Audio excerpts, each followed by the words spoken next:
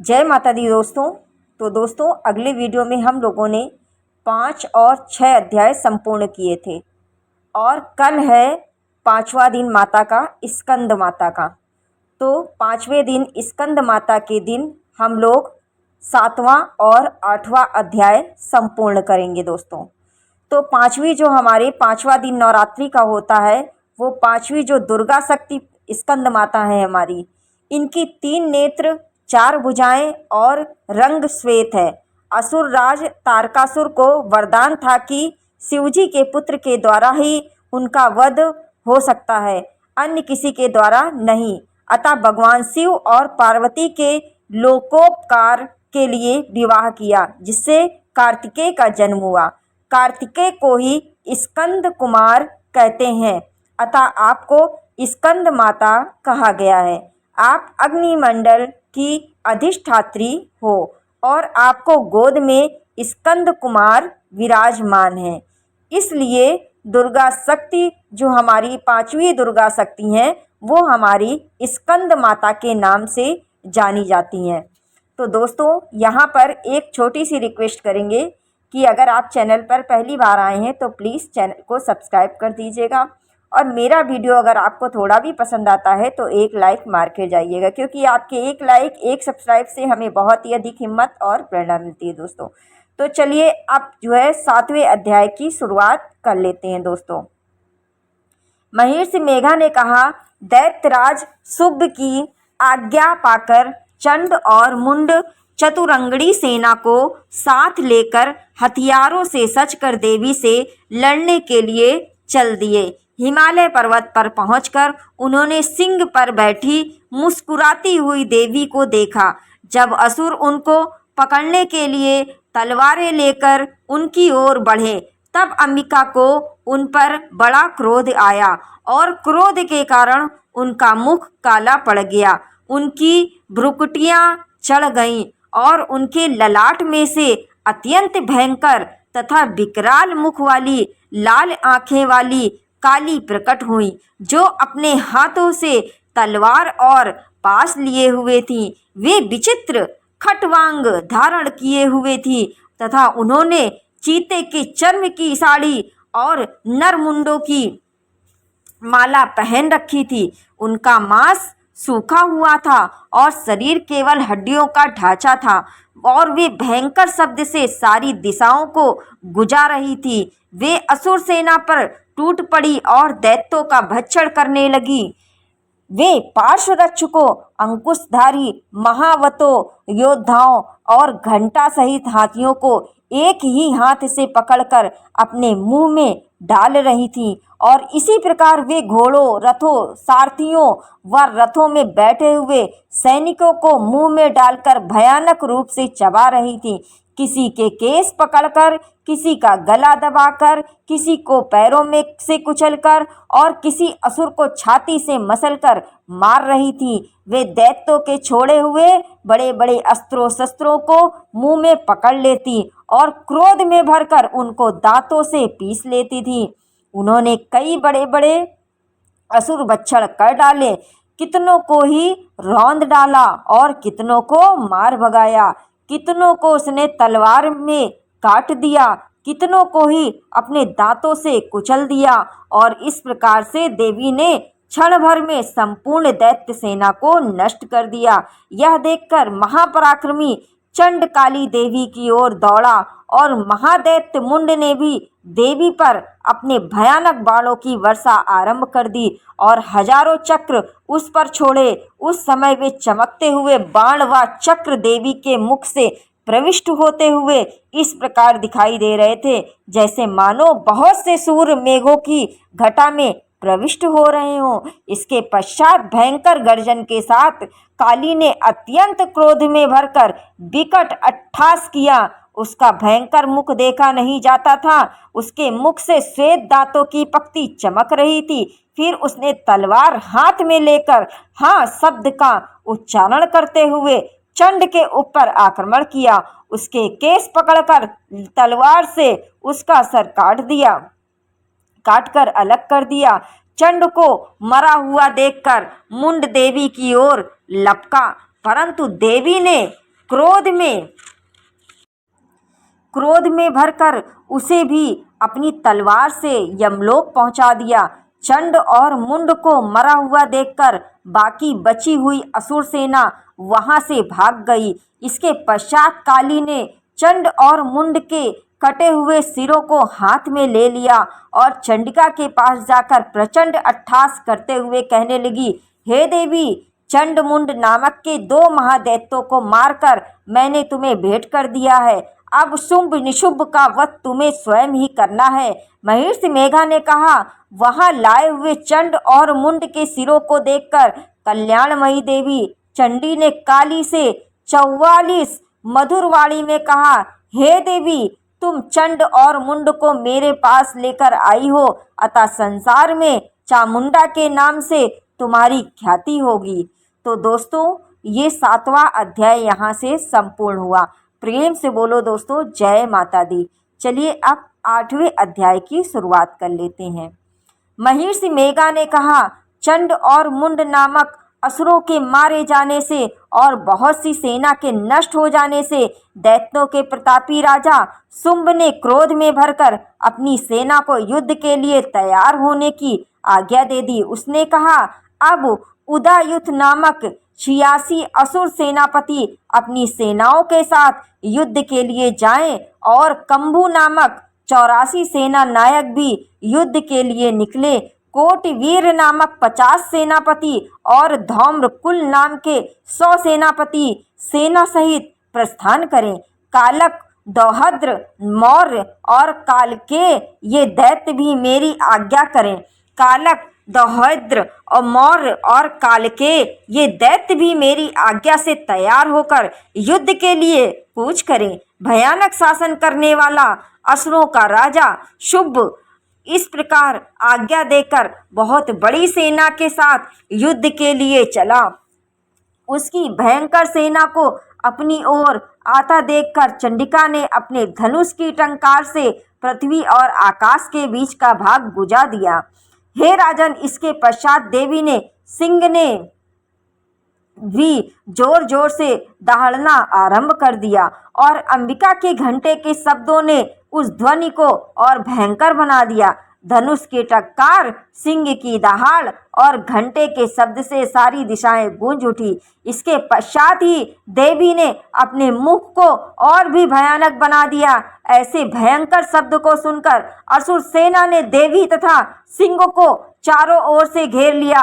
हे राजन, उस समय दैत्यों के विनाश के लिए और देवताओं के अभ्युदय के लिए ब्रह्मा, शिव, कार्तिकेय, विष्णु तथा इंद्र आदि देवों की शक्तियां जो अत्यंत पराक्रम और बल से संपन्न थी, उनके शरीर से निकलकर उसी रूप में चंडिका देवी के पास गई। जिस देवता का जैसा रूप था वैसी वेशभूषा में थी और जैसा वाहन था वैसे ही रूप, वेशभूषा और वाहन में संपन्न होकर उन देवताओं की शक्तियां दैत्यों से युद्ध करने के लिए आई। सर्वप्रथम हंस युक्त विमान में बैठकर और रुद्राक्ष की माला तथा कमंडल धारण करके ब्रह्मा जी की शक्ति ब्रह्माणी आई।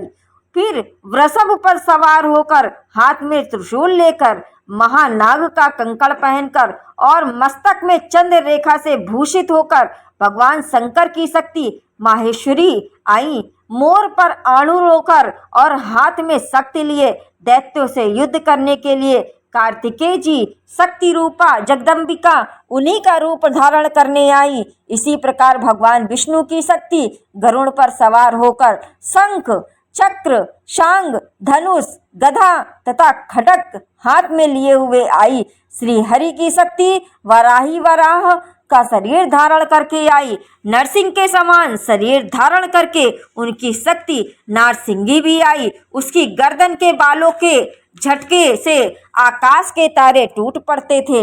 इसी प्रकार देवराज इंद्र की शक्ति इंद्री भी हाथ में वज्र लेकर अपनी ऐरावत के ऊपर सवार होकर आई। उसके भी सहस्त्र नेत्र थे। इसके पश्चात इन देव शक्तियों से घिरे हुए भगवान महादेव ने चंडिका से कहा, मेरी प्रसन्नता के लिए तुम शीघ्र ही इन असुरों को मार दो। फिर देवी के शरीर से अत्यंत भयानक रूप वाली और सैकड़ों गिदड़ियों के समान आवाज करने वाली चंडिका शक्ति प्रकट हुई। उस अपराजिता देवी ने धूमिल जटा वाले भगवान महादेव जी से कहा, हे प्रभु, आप मेरी ओर से दूत बनकर शुभ और निशुंभ के पास जाइए और उन अत्यंत गर्वीले असुरों से कहिए तथा उनके अतिरिक्त और भी जो असुर महायुद्ध के लिए उपस्थित हो उनसे भी कहिए, हे दैत्यों, यदि तुम जीवित रहना चाहते हो तो त्रिलोक का राज इंद्र को सौंप दो। देवताओं को उनका यज्ञ भाग मिलना आरंभ हो जाए और तुम पाताल को लौट जाओ। किंतु यदि बल के घमंड से तुम्हारी लड़ने की इच्छा हो तो फिर आ जाओ। तुम्हारे मांस से मेरी योगिनियों तृप्त होंगी। चूंकि उस देवी ने भगवान शिव को दूत के कार्य में नियुक्त किया था, इसलिए वे संसार में शिव दूतु के नाम से विख्यात हुई। भगवान शिव से देवी का संदेश पाकर वे दैत्य क्रोध में भर गए और जिस स्थान पर देवी विराजमान थी वहां पहुंचकर उन पर बाणों, शक्तियों आदि की वर्षा करने लगे। देवी ने उनके फेंके हुए बाणों, शक्तियों, त्रिशूल और फरसों को अपने बाणों से काट डाला और काली देवी उस देवी के आगे खड़ी होकर शत्रुओं को त्रिशूल के प्रहार से विदीर्ण करने लगी और खट्वांग से कुचलने लगी। ब्रह्माणी जिस ओर दौड़ती थी उसी ओर अपने कमंडलू का जल छिड़ककर दैत्यों के ओज और बल को नष्ट कर देती थी। इसी प्रकार माहेश्वरी त्रिशूल से, वैष्णवी चक्र से और अत्यंत कोप वाली कौमारी शक्ति द्वारा असुरों को मार रही थी। इंद्री के वज्र के प्रहार से सैकड़ों दैत्य रक्त की धारा बहाते हुए पृथ्वी पर सो गए। वाराही ने कई राक्षसों को अपनी तुतुन द्वारा मृत्यु के घाट पर उतार दिया। दानों के अग्रभाग से कई राक्षसों की छाती को चीर डाला। चक्र की चोट से कितनों को ही विदीर्ण करके धरती पर गिरा दिया। बड़े बड़े दैत्यों को नारसिंगी अपने नखों से विदीर्ण करके भक्षण कर रही थी और सिंहनाद ने दसों दिशाओं को गूंजती हुई रणभूमि में विचर रही थी। शिवदूती के प्रचंड अट्ठास ने कितने ही असुर भयभीत होकर पृथ्वी पर गिर पड़े और उनके गिरते ही उसने उन्हें अपना ग्रास बना लिया। इस तरह क्रोध में भरे हुए मात्र गणों द्वारा नाना प्रकार के उपायों से बड़े बड़े दैत्यों को मरते हुए देखकर असुर सेना भाग खड़ी हुई और उस सेना को इस प्रकार भागता देख रक्तबीज नामक महापराक्रमी दैत्य क्रोध में भरकर युद्ध के लिए आगे आया। उसके शरीर से रक्त की बूंदें जैसे ही पृथ्वी पर गिरती थी, परंतु वैसे ही शरीर वाला तथा वैसा ही शक्तिशाली दैत्य पृथ्वी पर उत्पन्न हो जाता था। रक्तबीज गदा हाथ में लेकर इंद्री के साथ युद्ध करने लगा।